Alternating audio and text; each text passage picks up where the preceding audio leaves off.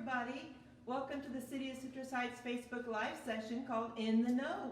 This is our 5th session. We're glad you've joined us. We hope that we have an exciting evening and discussion planned for you tonight.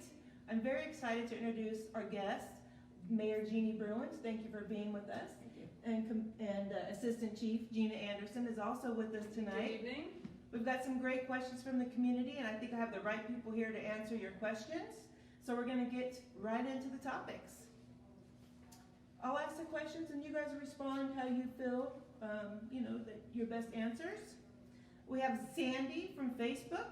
She wanted to know about the Citrus Heights residents that are concerned about the increasing number of incidents of stop sign running, speeding, and bad driving in general. What are the plans for addressing traffic issues? Thanks, Sandy. Yes, thank you, Sandy, for asking that question. Interestingly, it's Citrus Heights. It's a concern that our community members have, but it's not just in Citrus Heights. That's one of the #1 concerns for many communities is traffic safety. And so in Citrus Heights, we approach that through a philosophy of looking at engineering, educating our community, and then of course taking enforcement action when that's necessary. So part of that is obviously education, but we do take enforcement action, and we do have a 7-member traffic unit that patrols our community. They respond to complaints as we hear about them, and so essentially we deploy our officers in a way to be at locations to conduct traffic enforcement where we have the most collisions, but also where we are hearing about the most complaints from our community. So if you do have a traffic complaint, please give us a call at our traffic tip line, which is 916-727-5500. And additionally, our city is working on a multimodal transportation safety program that's being led by our General Services Division, and that's going to help address neighborhood traffic concerns. So if you have an interest in that, please come to our meeting, which is going to be on October 30th between 4:30 and 6:30 p.m., and that will be a general open house. Great. Thank you, Gina, for sharing that. You're welcome. Mayor Bruins, we have some questions. And we have one from Jessica Burridge. And she has an interesting question. She wants to know what you like best about being mayor. Oh my. Well, oddly enough, what I really like best about me being mayor is when I am able to respond to a specific need in the community. And some of the most gratifying things that I've done over the years really never makes the headlines, but they impact the quality of life of the people that are affected by it. And one example would be a neighborhood that was on its own private sewer system, and they're a small HOA and were being unable to use their funds for anything other than keeping these 2 pumps going. And so because of my position on the city council and also representing the city on the sanitation board, I was able to help work a solution that took them off their private system and onto the regional sanitation district system, and ultimately solved their problems. Now that never makes the headlines of the Sacramento Bee, but it impacted the lives of 70 homeowners and gave them consistent sanitation service, which we all know is very important to us. So I think that's one example. Other example is just seeing some of the work that I've done in the community that's having long-lasting results, such as the Youth Center on Sayonara. I was fortunate to be involved in getting that started when I was a brand new council member, and they just do wonderful community work and impact the lives of families. So those are the kinds of things that really bring me back and to evaluate running again, over and over again. Thank you. Oh, that's wonderful. Great stuff. I know that happens a lot that people don't hear about. So talk to me a little bit about our city council. Okay. So you're the mayor, and we have a 5-member council. So talk to me about how they're elected and how they got there, and then how you become mayor, for those that might not know about our form of governance. Well, a lot of people don't understand that. We are what's called a city council, city manager form of governance, and we are a general law city. And so that means that we do not have a strong mayor or a directly elected mayor. The voters elect the city council, and then every December the city council votes to select one of us to serve as mayor for 1 year. The only exception to that was when we first became a city. Our first mayor, Bill Hughes, actually served 2 years because it was really important that they have the continuity of having all the ground up, startup things happen and not have to change mayor in the middle of that. So I'm serving the last couple months of my term as mayor. This is my 4th time around as mayor, and we don't have any further additional authority as far as voting. Our vote isn't weighted any more heavily than the rest of the council members. So we serve the community by leading the council meetings, by being a spokesperson for the city. We have some added responsibilities during the time that we're mayor, and we basically have a little heavier workload because the public will go to the mayor or go to the entire city council, and we kind of have this practice that the mayor has the first opportunity to respond to issues from the city when they email us through the website. Awesome. Do you get a lot of interactions with the public that way? More as mayor than as not as mayor. Yes, we do. In fact, I've kind of found a pattern among our older community where they like to kind of save Sunday night to email the mayor. Yeah. That's great. And that's been going on for a long time. That's not just this term. Great. Yeah. We've been a city how long now? We are in our 23rd year. We were incorporated in 1997, so we have our 25th anniversary will be in, 2022. And that will be a red letter year for us because many of you know that because of legislation that passed before we became a city, we have had to render Sacramento County revenue neutral, which means that we've had to pay them money because they had a loss of income when we became a city. But that translated to, for Citrus Heights, that for 25 years we've had to forfeit our property tax, which means we haven't gotten it. So when that 25 years is up, we are now going to be able to get the full benefit of the property taxes that are paid in Citrus Heights, and that's going to have a very positive impact on our budget.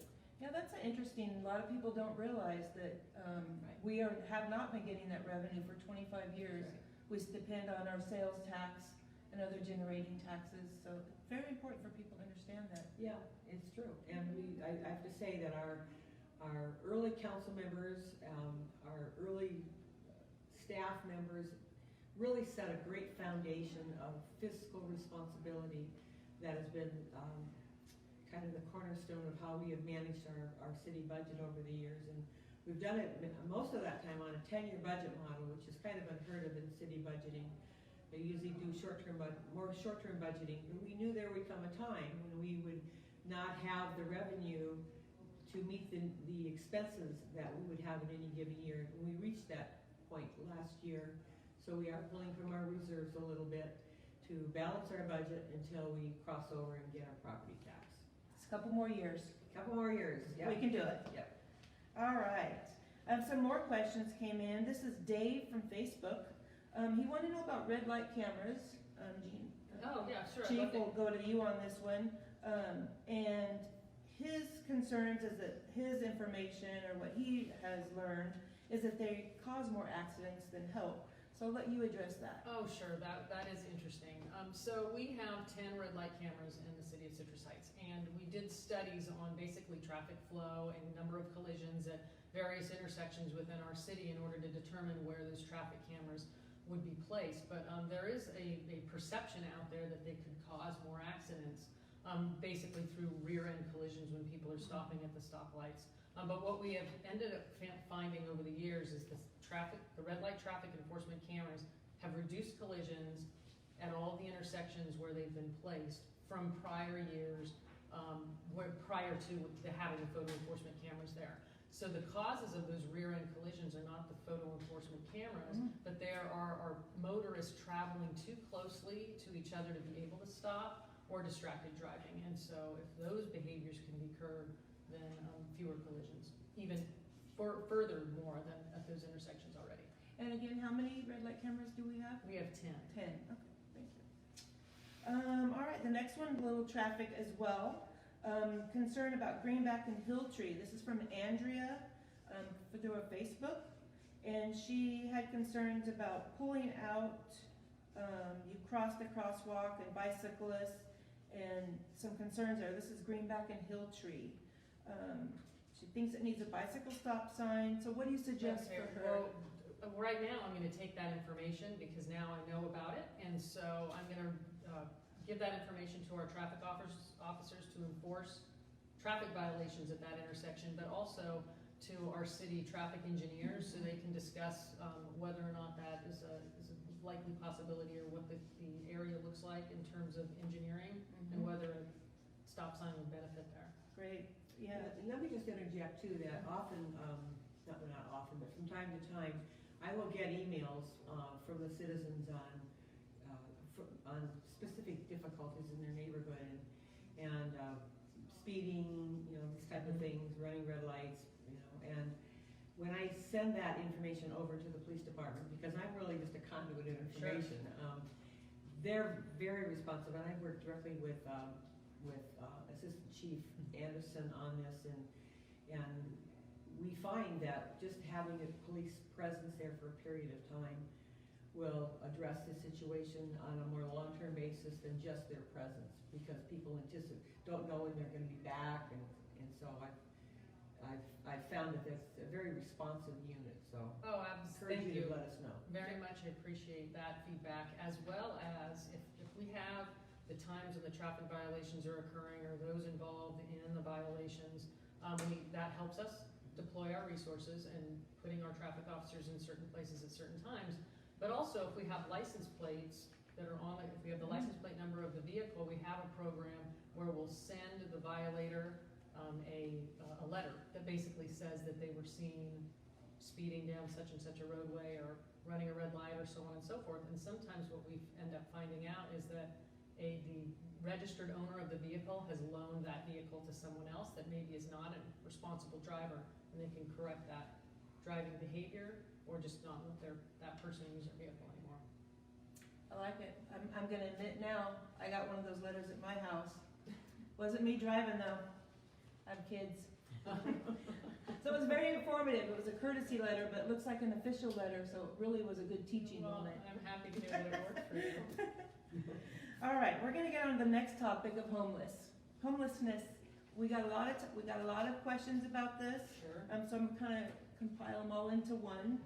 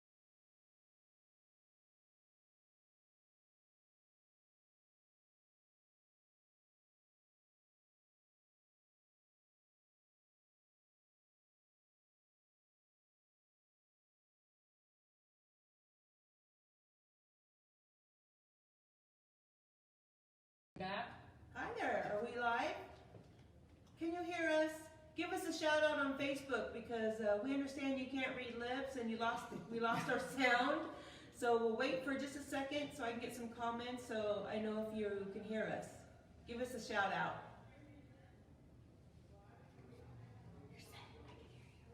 I think we're on. Thank you, everybody. Sorry about that. Not sure where we left off, but Assistant Chief Anderson gave an eloquent answer to our question. But I think we're going to have you repeat it because it was so good, and I want to make sure everybody heard it. Boy. So can you recapture anything that we said? It never sounds as good the I second know. time around.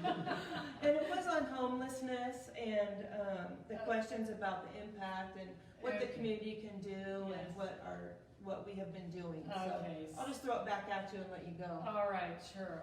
Okay, so let's see. Let me start off again with the homeless population, those people who want assistance. So right now we have a navigator. Her name is Tony Morgan, and so she can provide resources to those in our community who actually want housing, and she's done a very good job of that. And so every April, what the Citrus Heights Police Department does, it's really an all hands on deck effort. We do what is called a homeless survey, and it's for the entire month. And so the officers are out in the field, and anytime they see someone who may be homeless or they hear about someone who is homeless, they will make contact with that person and let them know what the resources are that we have, and they'll do a survey with that person. And so what the purpose of the survey is to try to find out, well, one, if the person actually is homeless, if they want assistance, and what is causing them to be homeless. And so what they have found most of the time is that people that are truly homeless, they have some type of a substance abuse problem or mental illness. And the people that are homeless and don't have a mental health problem or substance abuse and want help are getting help then. And so what we found, we've done this survey in April over the last several years, and in 2018 we had, I'm going to have to look at my note for the exact number, but we had 186 people that were identified as homeless in 2018. And we had 168 that were identified as homeless in 2019. And so in 2019, so far this year, our homeless navigator has been able to house 135 of those people. So she works with many different resources. She has housing resources. She can provide some training for example, how to write a resume so that she can help people who need jobs get a job. She works with a number of the nonprofit organizations with our community, like HARP, our Homeless Assistance Resource Team, in order to help clothe people and provide them with some food and to get them shelter. So what we're finding now is that the people that are causing the problems that are being complained about, rightfully so, by the people who have asked the questions this evening, are those people who, through our surveys, have self-admitted to not wanting help, having a substance abuse problem, or mental illness. And so we are encouraging the community, if they're seeing people who are committing crimes, because I don't want to say that it's obvious when somebody's homeless, because I don't believe that it is. I mean, there's all types of people in our community, but if they're seeing criminal or code enforcement activity occurring, to call and let us know, and we will send somebody out to just meet that person and have a conversation and evaluate the circumstances to see if there is criminal activity occurring, and if there is, taking appropriate enforcement action, because we really have a no tolerance policy to committing crimes and code violations in our city. And so, but in order for us to make that evaluation, our community has to call us and let us know what they are seeing and where it's at, and preferably is close in time to when they're seeing it, so that we can respond out when it's happening and not at some point later on. And people shouldn't feel bad or be concerned about calling the police department. I assume it would be a non-emergency number to report people or suspicious activity that they see. that they're overburdensome to you? No, that they shouldn't feel that way. I know some people do, but the best way that we can know how to deploy our resources, where to send people in the case of the discussion we're having right now on homelessness. But if they think that they see a crime occurring, if a crime has occurred, we want to hear about that too. So because knowing where activity is going on in our community, it's all about partnering with the community and the police department together to benefit the community. We have to know what's going on, and in order for that to happen, they're going to have to call us, and then that helps us strategize on where we're going to put our officers and when we're going to put them there. Great, good information, thank you. It also provides us the ability to engage other resources as well when we know what the situation is. Mm-hmm. I think it's important to note that even though homelessness is with us, and it's, I was contemplating this and having a conversation recently with someone, the kind of homelessness we're experiencing today as a society is very different from what we experienced maybe 15 or 20 years ago, 25 years ago, where you had the occasional person, on the streets and so forth. When they say it's an epidemic, it's the numbers have just mushroomed, and the kinds of people that are homeless too is, I think it's worth mentioning that some of the laws that have come down from the state and that have, through realignment and pushing criminals to serve their sentences from, instead of at the federal or state penitentiary, at a county level, which overcrowds our jails and pushes people out. And they aren't on parole, they're not on probation, they're just put out into the community to deal with. And Absolutely. and those laws basically, was it AB 47 and SB 47? AB 109. AB 109, and there's 47 and 57, Correct. which have reduced the type of crime that used to be a felony. Now some of them are misdemeanors, and misdemeanors are infractions. Correct. And so that adds to the volume, I think, regionally and statewide, because California has the largest percentage of homelessness in the nation. Having said that, I'm very proud of our police department, our navigator, and our code enforcement people, all who work together, because we've actually seen a reduction not only in the number but in the percentage of homeless in Citrus Heights as it relates to the rest of the region. A year ago we represented 7% of the homelessness, and we're down to 1%. And as it's growing in other communities, it's not growing in Citrus Heights. Not to say that we don't have more to do, because we do, and it's a complex problem. But I think that with the Navigator program, our police department, code enforcement, and our citizens, and HART, we absolutely can't discount the effect HART has had on helping provide solutions and real results with the homeless people that you don't see in other communities. I think all those things working together on a continuing basis, and the city council setting the policy that provides the ability for all our police department and other agencies to do their job, is important. Together we can continue to tackle this problem and to do the best job we can. Absolutely. Great input, great insight to, it's not just a police department problem. Sure. It's a society problem, it's policies, it's all kinds of things wrapped in together. You're right, and I'm just reflecting back, a couple months ago, we had some citizens that came as a neighborhood, spoke before city council. They lived in a particular. That was great. I know exactly what you're talking about. And they presented well. There were, 20 of them in the audience. 5 or 6 of them spoke on behalf of the community. They were respectful. They stated the issue. They stated their desire to work with us for a solution. And our police chief was in the audience that night, and he got his whole department behind us. And the results have been very positive. And you probably have more specific information than I do, Chief. What excites me so much about the fact that you mentioned that neighborhood was that they went back, and not only did they work with us, but it really was a group effort. And so they went out and they organized their own cleanups. And so they could go out, and if they saw abandoned property and camps left there, they cleaned it up. And so they really took ownership of their community. And that was really just fabulous to see. Yeah. So, it's just a really great example of how we can tackle these issues as they come as a community. We're all part of the community. We just play different roles, but we are all part of this community.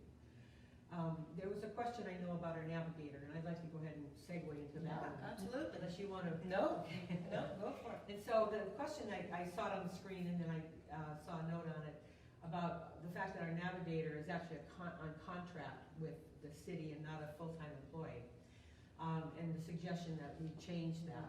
And that's something to consider. Just to kind of bring you into the scope of how the navigator program has grown, we actually started this program about, was it 3 years ago, as a part-time employee, with a grant that we had, and she it wasn't Tony at that time, it was another person, and we have a contract with Sacramento Self-Help Housing to do a number of things. They do rental assistance, they do landlord disputes, and so this was kind of a new branch of it. It was a trial. We just tried it to see if we could designate a person to be the liaison between our city employees and police specifically and the homeless people to address homelessness. And this is what we've never had a dedicated person before. It was so successful on a part-time basis that we allocated the funding, and we voted to fund for a full-time position through self-help housing. One of the questions was a concern that this is a non-benefited employee, and it's true, she is not benefited, doesn't have benefits through the city. I suspect she has them through the nonprofit she works for, which is self-help housing. Don't know that for sure, but I would suspect she does. But she is accountable to our police department. She actually has an office in our police department, and works hand in hand with them, as well as her accountability to her employer, per se. Bringing this position on as a full-time paid position within the city is something that we can look at for the future, because it's been a developing position. It didn't start out as it is today. It started out much smaller. We kind of put our foot in the water, and then decided that it was worth really putting a full-time effort into. So thank you for that question. Yes, Sure. great program. Great program. Thank you Plug for the team and the program, if we're gonna wrap up.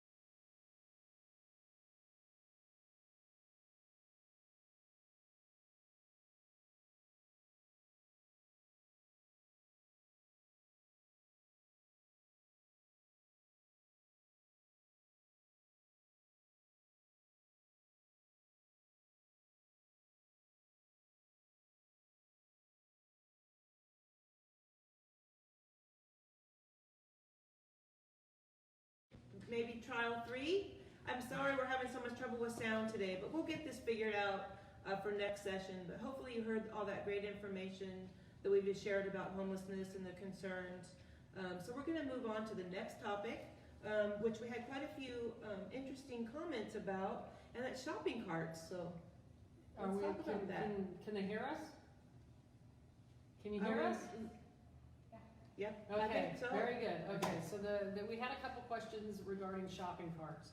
And thank you for those questions, because between the police department and our general services division, we've been working on shopping cart cleanup. So I have a number that I would like to put out there, and it is our abandoned shopping carts number. You can report them to our general services division at 916-727-4770, or our shopping cart retrieval contractor directly at 888-992-4778, or our POP team over at the police department. They have a team that they have put together right now that when we hear about abandoned shopping carts, they'll go out and organize a pickup.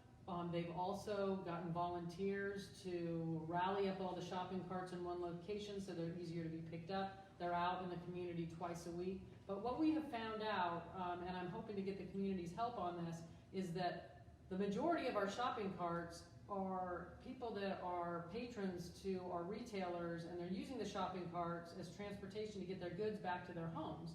And then they're taking their goods out and they're leaving the shopping cart there. And so I'm asking for the community's help in, if you take a shopping cart, please return the shopping cart back from where you took it from, and that will help us with our problem. Great, Thank thank you.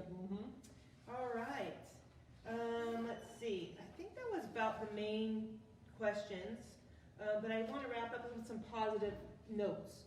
So Jeannie, give us some good positive stuff about Citrus Heights and what's happening. Well, you know, we have some, a great project that is, we have a lot going on right now in Citrus Heights. We're keeping very, very busy. We've got a very busy Saturday coming up. Maybe I should talk about that. Yeah. So you can pick and choose and try to hit all three. First of all, we have our annual Halloween parade down Auburn Boulevard. It starts at Twin Oaks and it ends at Rush Park. And dogs in costumes or pets in costumes. There's a contest at Rush Park, and that's part of the event. But the parade starts at 9 o'clock, and I think it's bigger and better this year than ever. They have over 50 entries. Wow. And I have the tough job of being a judge. That's always a tough one. It's Judging all those cute pets? Judging, not the pets, but judging the parade entries. Yeah, and then there's judges who are the pets too. So and then there's a harvest festival at Rush Park at the end of the parade. So it's a great family event for everybody, and I promise the weather will be perfect. And so that's one thing you can do. The second thing you can do, and this starts at 10 o'clock, I believe, is to hop on over to Old Auburn Road to the Grace Church and be part of a community celebration there where we are doing something very unique and innovative. Never heard the word road diet before, but we have some ongoing issues with that intersection where Fair Oaks dead ends into Old Auburn Road. So our Community and General Services Department is putting on an event, and on a temporary, I think it's 9-day basis, we are reconfiguring the road there and adding bike lanes and testing what it's going to look like if we expand the multimodal trail into that, all the way down to Glen Tree, basically where the sidewalk picks up again and goes into the commercial area.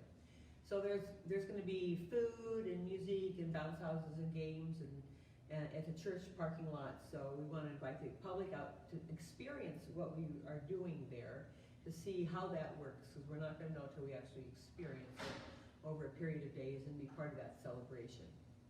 And then thirdly, we have, what's the third one? Oh yeah, we have a neighborhood, a community cleanup event. And the last time we did it, I could not believe the number of families that came out to help us place bark around City Hall. So we're doing the same thing this year. We have a grant that initially helped funded our installation of the police parking lot on the back of the police station. It's a natural drain, and is very environmentally and eco-friendly. So we are replacing bark, and so we are inviting, the community to come out and help us. and get your hands dirty. Sounds wonderful. Okay. Busy weekend this Yeah. Saturday. It is. I know. Lots to do. Lots Yes, to do. thank you. All right. I think that wraps it up for this session. Sorry everyone for the technical difficulties, but you know, this is grassroots efforts here, trying to get information out to you, and it's important that we find a way to connect with our community, and we think this works. And tune in next month. We're excited to say that November 21st will be our next session, and it's gonna be economic development. And we're gonna talk about all the economic development activities occurring in and around the city. As Jeannie mentioned, we don't get property tax. We depend on our economic development fund. So it's gonna be a great topic, November 21st, so tune in for that session. All right? Thanks for watching. Good night. Good night.